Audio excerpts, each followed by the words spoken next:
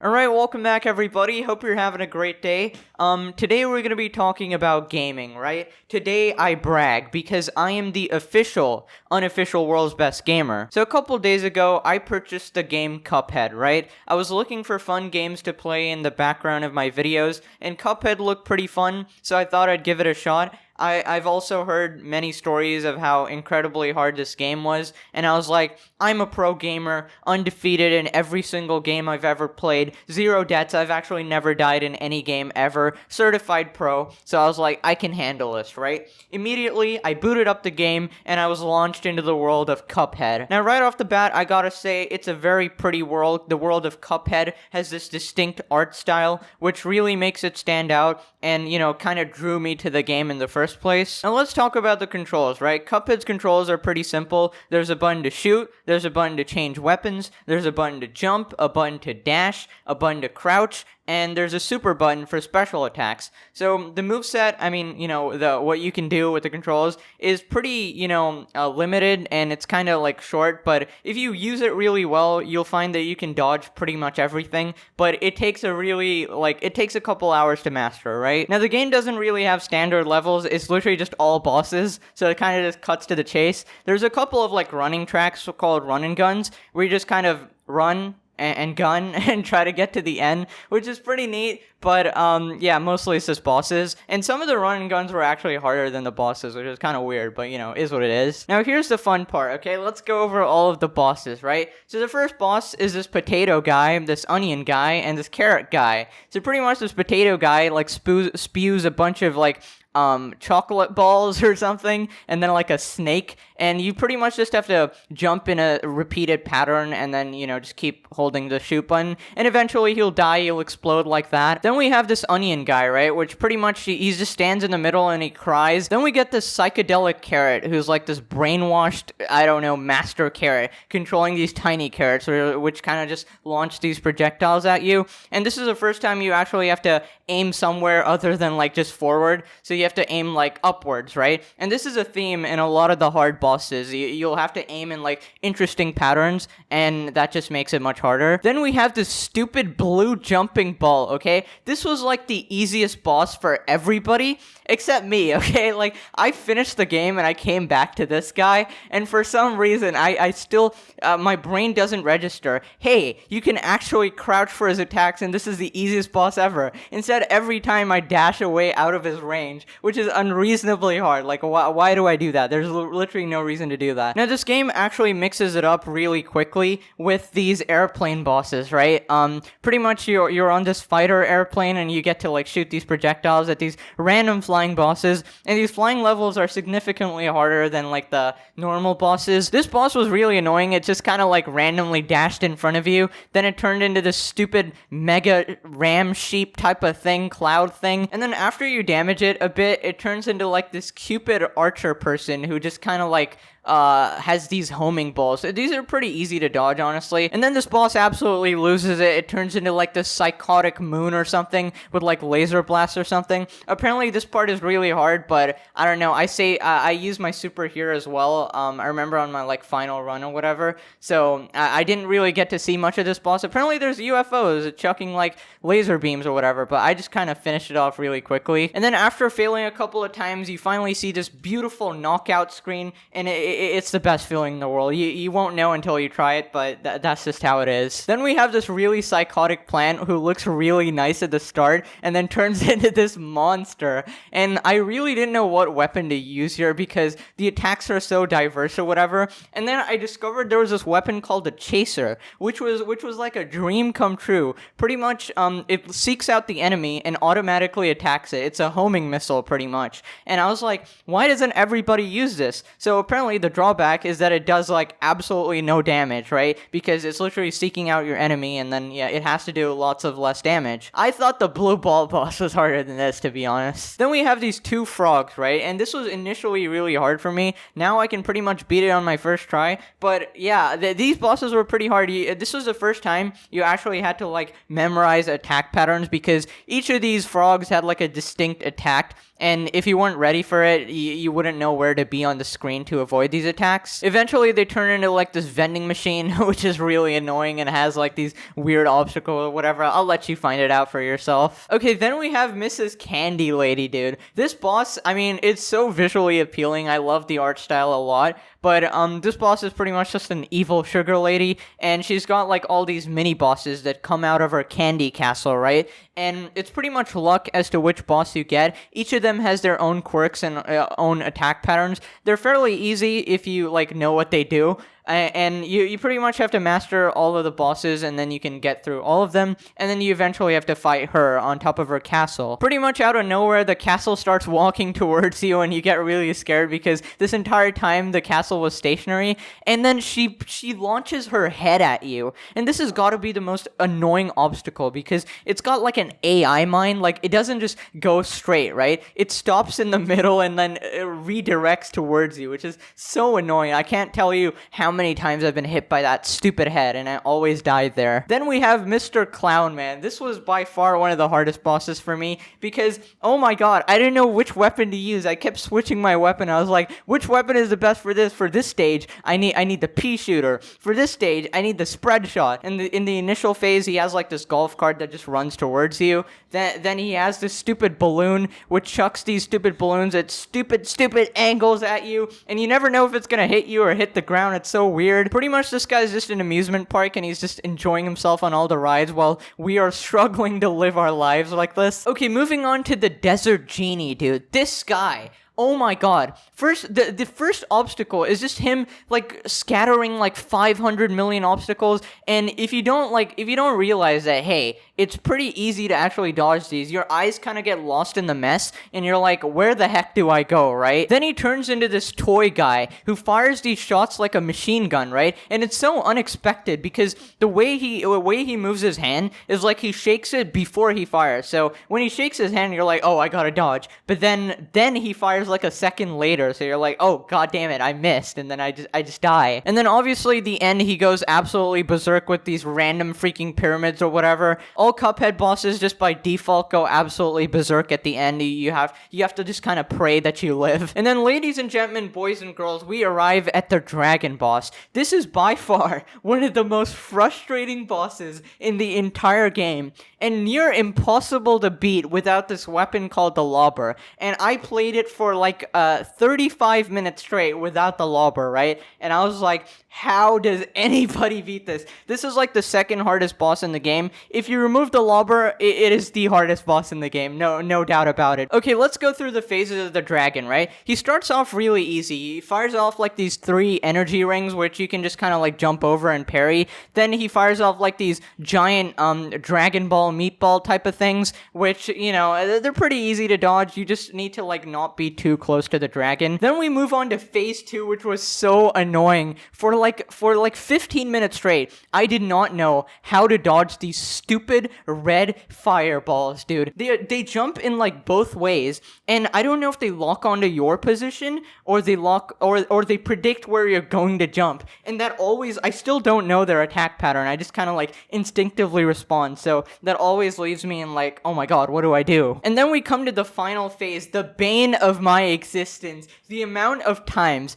I died here, it is unmatched compared to any other boss. Like 90% of my playthrough of this game is just this stupid final phase of this dragon. So pretty much he has like this flamethrower that just destroys you. He has the most OP attack, which is like these red fireballs, right? And if you hit it, it splits into 4. How do you even dodge that, man? Have mercy, damn it. Okay, moving on to the birdhouse boss. Oh my god, this was another airplane level, right? And this was so annoying because this has got to be the most intimidating boss ever. He floods the screen with so many obstacles and so fast. You're just sat there in awe, like, how do I dodge this? Like, you just kind of like, you know, you zone out of the game and you're like, look at what's on the screen, man. Like, you have to be a certified gamer to get past this level. He starts off with a very weird attack, right? He's got 3 missiles from his freaking hand. Then he has this stupid egg, which you're like, oh, that's an easy obstacle. Let me dodge that. And then it explodes from the back and hits you, dude. What? Then we have his stupid OP son, right? This guy's surrounded by his stupid eggs, right? And his eggs just protect him from everything. And he always wants to get all up in your, like, face, bro. He wants to get close to you and just touch you. And then, you know, out of nowhere, he has this, like, quick fire gun, which, like, when you least expect it, he just pulls out his gun and quick fires you, and then you always get hit by that. I think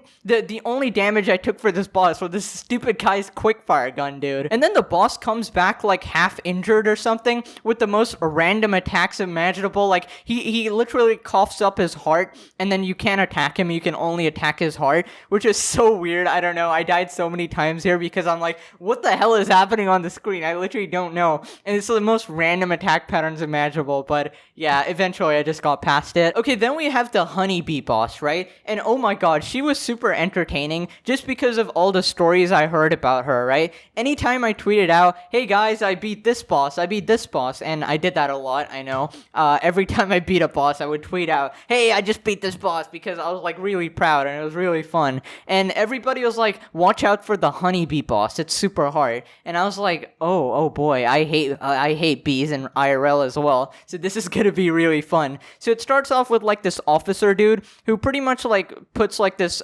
detonation device which like explodes, and then you just gotta wait for it. You just gotta be away from it and just kind of like, you know, go through the gaps. Then we have this weird missile stage where she spits out missiles, and it's pretty easy to dodge. You just kind of like have to go through the gaps because it has a very set pattern, but I find it like pretty weird how she detaches her head, dude. Then we have the weirdest part. She turns into a fighter airplane, and with the chaser, this is really easy. Pretty much you just gotta keep your eyes on the prize and, you know, just kind of like dodge the entire time, and the chaser will seek her out and hit you, right? Because with any other weapon, it's like virtually impossible to actually hit her. Okay, then we had the sea boss, right? This guy was like this pretty much on a ship, and he had these weird obstacles, but I think I genuinely beat this guy in under 5 minutes. Like, maybe I don't remember it properly, but it was really easy. At least that's what I remember. I still think like the blue ball boss was harder than this guy, man. I'm always gonna say that for half the bosses. Everybody's gonna be like, there's no way. But actually, dude, I swear to God. Pretty much this guy's pretty easy. His hammer drops down occasionally, which you can just kind of dash away from.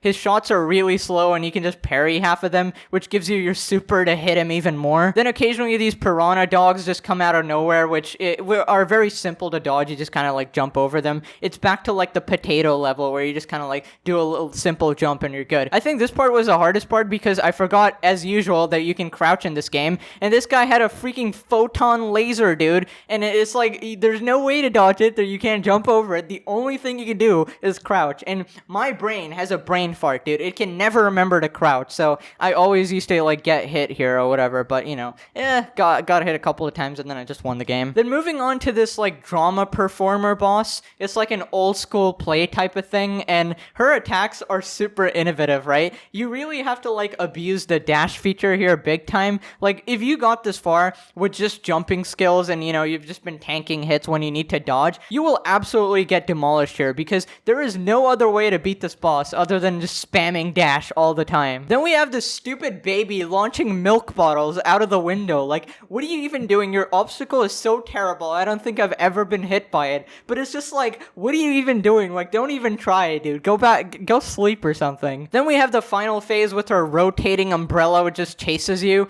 where you pretty much just have to jump and dash over it while having the chaser just kind of lock onto the target because there's no way you're aiming while that umbrella's chasing you, right? Okay, then we got this guy, right? And oh my god, his attack pattern is such a pain in the butt. It's like, even after you master it, you will still get hit by it just because he's so incredibly annoying, and the position of his obstacles makes you want to claw the wall in, dude. He's so tanky as well, and he takes so long to die. You always want to speed up the process by getting close to him and his stupid cart and just using the spreader for maximum damage, but then he inches forward and hits you. He inches more forward than normal just to hit you, and I'm like, what is this AI? Why is he moving more forward than normal? What is this stupid intelligence? Stop hitting me, man. Then we have Tom the cat who just puts his hand out or something, which is, weird, and then there's these falling obstacles. This part is pretty easy, not gonna lie. And then we move on to Dr. Carl's robot. Man, oh man. Many people say this is one of the hardest bosses in the game, if not the hardest boss in the game, and I totally understand why. For me, it's still like Dragon and the dice guy, obviously, but each part of this guy hits you with absolute travesty, the top, middle, and bottom. You have to break each one of his attacks. At the top, he's got this stupid laser. In the middle, he has this stupid, cannon, I don't know, freaking laser beam that shoots upwards and downwards. From the bottom, he's got these homing missiles that just go all the way from the bottom to the top, covering the entire screen, dude. You will get overwhelmed so quickly with the amount of garbage that's on the screen. You best break his parts really quick. Then he shoots his head out of nowhere, the head has 0 HP, except it's really hard to hit. I know it looks really easy in the gameplay, but that's because people have played this before, okay? And then we have the final and the longest phase, right? This guy, it's like the bird all over again. He just, look at the screen, man! And then we have Medusa. Oh my god. Super hard boss if you don't know what to do, alright? Super annoying. She has the most OP attack in the game. She also has these variety of crazy attacks, like these puffer fishes that come from below, and you just kind of have to dodge them. She has she spits out her freaking fish or something, and then she has her snakes that freeze you in place. She has a stupid turtle or whatever. God knows what's happening on the screen. Just dodge everything, don't let it hit you. Then you gotta follow her head through this underground cave with all these obstacles while she turns you to stone and freezes you in place for a solid 3 seconds. So yeah, that's pretty hard. Okay, now we got the train guy, right? He starts by shooting some eyeballs at you,